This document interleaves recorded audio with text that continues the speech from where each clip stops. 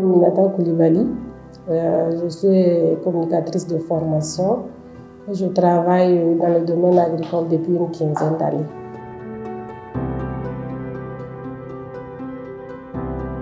J'ai fait des études de communication et journalisme à l'Université de Ouagadougou et j'ai opté pour l'option communication pour le développement. Donc, ce qui m'a amené en termes de parcours à travailler pour les organisations paysannes, et qui dit organisation paysanne dit milieu agricole. Donc j'ai effectivement commencé à travailler depuis 2009 et mon premier poste c'était à Lyon en tant que chargé de communication d'une organisation agricole.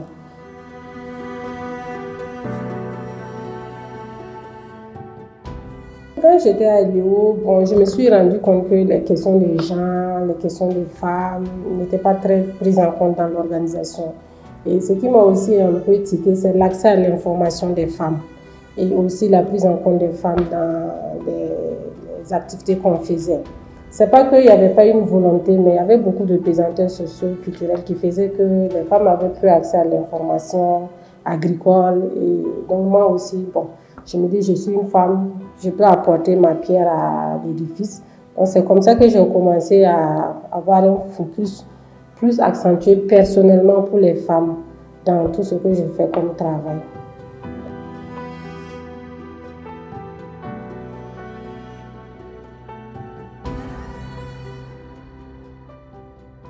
Et ces dernières années, je me suis beaucoup orientée dans tout ce qui était formation au leadership féminin. Donc, pour que les femmes puissent avoir des rôles dans les organisations paysannes, les coopératives et même les entreprises agricoles, j'ai aussi beaucoup travaillé à ce que, au niveau de la confiance en elle-même, et tout le temps, quand on essaie de mener une activité, j'essaie de voir qu'est-ce qui peut être profitable aux femmes, qu'est-ce qui peut venir aux femmes, comment les femmes seront impliquées. C'est-à-dire que toujours le regard avec plus d'égalité pour l'homme et la femme au niveau des exploitations agricoles. Que ce soit au quotidien, dans mon travail, quand on dit nous sommes tous, je dis et toutes. Chaque fois, je rappelle que ce qui n'est pas dit n'existe pas. Donc, chaque fois, j'essaie, même au niveau de mon actuel poste, j'essaie de pousser la question du quota, des recrutements. Donc, j'essaie au quotidien à ce que là où je suis, je ne sois pas la seule. Dans mon travail au quotidien avec les coopératives agricoles, c'est vraiment poussé au niveau des leaders des coopératives que toutes les activités que nous menons bénéficient aux femmes et aux hommes. Et que ce soit les formations. Je sais souvent, je suis un peu emmerdante avec les coopératives. Par exemple, quand ils amènent les listes des formations, quand j'envoie les télés, je dis je veux 2 femmes, 2 hommes. Quand ils me disent oui, madame, on n'arrive pas à trouver des femmes, je dis trouvez-la. Il y a plein de femmes, oui, elles vont venir dormir. Je dis c'est pas grave. Les hommes aussi dorment. Donc, donner une chance aux femmes, que ce soit dans tous les compartiments de mon travail au quotidien. Et tout le monde sait que je suis vraiment engagée pour que les femmes aient droit au chapitre.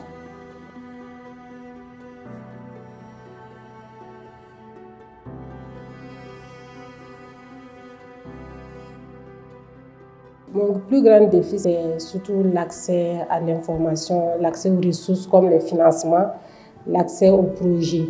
Les défis des coopératives des femmes, c'est surtout souvent la question de la peur, le manque de confiance en soi, le fait que, on sent le potentiel, mais le fait qu'il n'y a pas beaucoup de femmes qui sont allées à l'école, beaucoup de femmes qui comprennent les enjeux, et souvent aussi quand on veut mettre les femmes devant, elles reculent en arrière. Donc, ce qui fait qu'on fait des allers-retours, et même quand elles arrivent devant, elles ont peur du changement. Donc, il y a beaucoup de facteurs qui font que, il y a des moments où on est un peu découragé.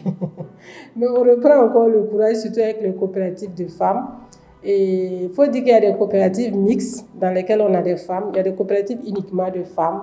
Et il y a des coopératives où, les femmes sont majoritaires, mais c'est les hommes qui sont devant. Et quand on met aussi les femmes devant, il y a énormément de défis. Et je pense que souvent, il faut de l'engagement personnel pour rassurer la personne, la mettre en confiance, etc.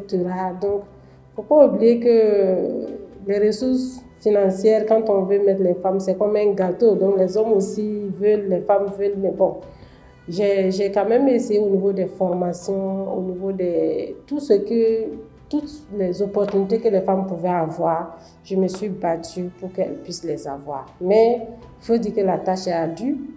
Le niveau de scolarisation, la confiance en soi, la peur même des femmes, l'environnement souvent qui n'est pas favorable. Donc ça reste des défis. Et je pense que j'ai foi qu'on peut arriver à quelque chose. On peut impacter quelques vies quand même. Je n'ai pas de souci au niveau avec les coopératives de femmes. Souvent même, je suis plus leur porte-parole. Elles savent que si je suis dans quelque chose, leur intérêt serait défendu. Parce que quand le fait de retourner les listes permanemment pour inclure plus de femmes, le fait de demander aux AG qui est, par exemple, au niveau des statuts et règlements intérieurs de coopératives, le fait d'insérer les quotas au niveau des statuts et règlements intérieurs de coopératives pour dire, par exemple, quand on va élire tel ou tel poste, il faut au moins une femme. Ça, c'est déjà beaucoup de changements. Donc, j'ai plutôt des petites difficultés avec les hommes que plutôt avec les femmes, parce que durant au moins 10 ans, je sais que les femmes m'ont toujours pris comme porte-parole. Elles m'ont soumis certaines préoccupations en dehors pour que je puisse avoir une oreille attentive, plaider pour que les hommes changent. Elles sont même venues derrière dire que oui, on va dire ça en assemblée, mais les hommes ne vont pas mettre en œuvre. Mais certaines femmes vont nous combattre, donc essayer de faire ci, ça. Donc, elles-mêmes, elles ont été beaucoup comme un soutien pour pouvoir amener un peu le changement.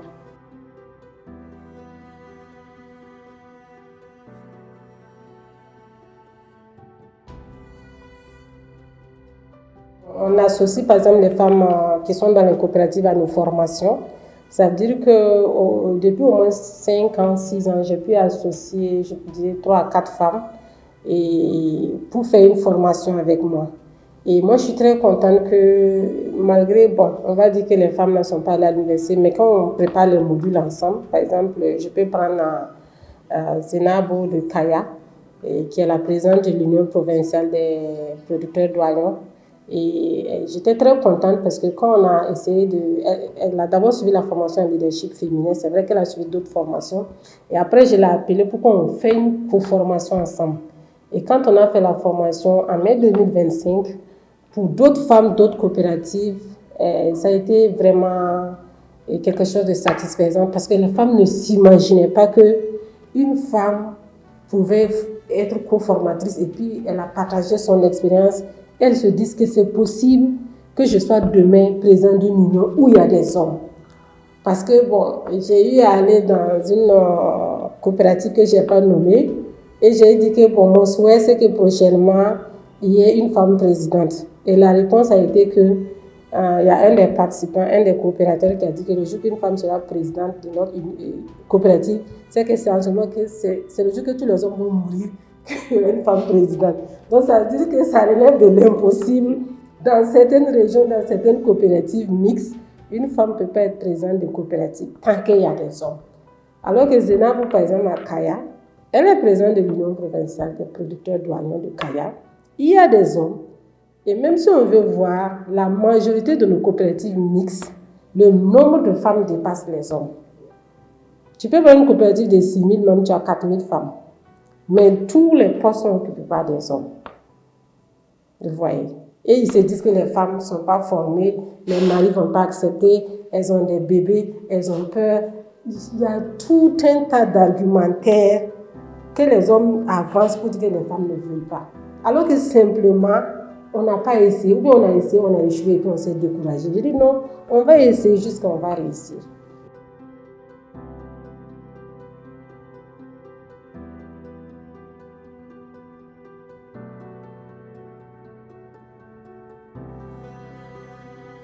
Beaucoup de choses sont dites ce qui concerne les femmes personnellement.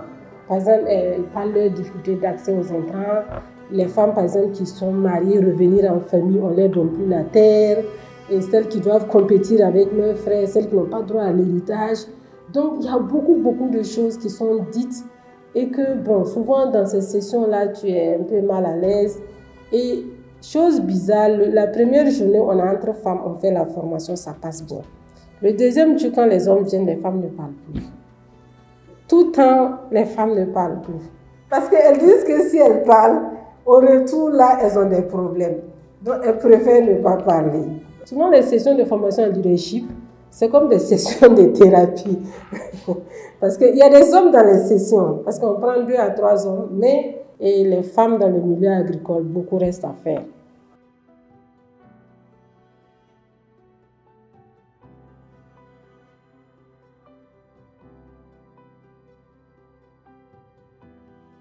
Notre économie est basée sur l'agriculture. Et comme on le dit, on a beaucoup de femmes dans le milieu agricole. Et moi, je pense que si on met beaucoup l'accent sur les formations, on met l'accent sur l'accès aux ressources, je vais dire la terre, les équipements, je vais dire aussi le crédit, je pense qu'on peut arriver à de grandes transformations. Et il y a certains domaines comme le maraîchage, l'horticulture où les femmes peuvent vraiment exceller parce qu'elles n'ont pas besoin de beaucoup de terre ou bien de beaucoup d'équipements. Mais si on essaie de miser sur les filières porteurs au niveau des femmes, je pense qu'on peut y arriver. Personnellement, moi, je suis toujours dans le domaine agricole. Je dis souvent, bon, je me plais dans le domaine. C'est vrai que souvent, j'allie un peu l'accès à l'énergie avec l'agriculture, la transformation, mais c'est un domaine qui reste une passion. Je pense que j'ai mis voix toujours dedans en train de travailler pour l'égalité des genres, pour l'accès aux ressources, pour les femmes agricoles. Parce que souvent, quand on est en ville, on perd pied. Et avec ces femmes, avec la réalité, on revient encore à certaines réalités. On se dit qu'il y a beaucoup de choses à faire. Et surtout, comme on l'a dit, je sais aussi qu'actuellement, il faut beaucoup miser sur les investissements, les petits investissements pour permettre une transformation radicale de notre agriculture. Je pense qu'on peut atteindre la souveraineté alimentaire en mettant l'accent sur les femmes et les hommes.